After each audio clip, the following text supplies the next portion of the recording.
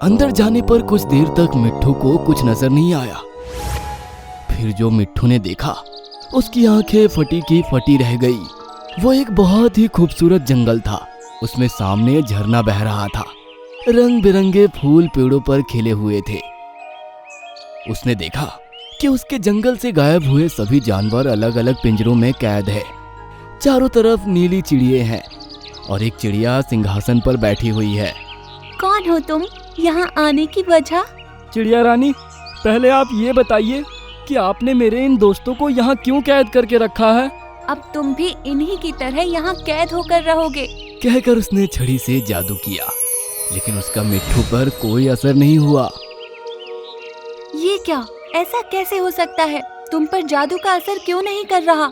कहकर उसने फिर से जादू किया, लेकिन इस बार भी मिट्ठू पर उसका कोई असर नहीं हुआ।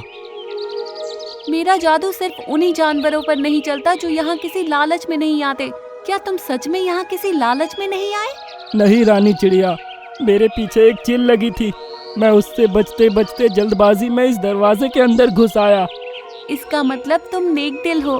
तुम जैसा पक्षी ही मेरी तरफ से दिए गए इनाम का हकदार है।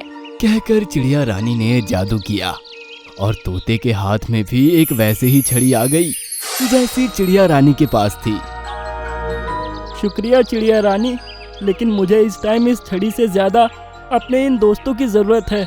हमारे जंगल पर हमला होने वाला है। मुझे मेरे जंगल को तबाह होने से बचाना है। ठीक है मिट्ठू, ये लोग लालच के चक्कर में यहाँ आए थे।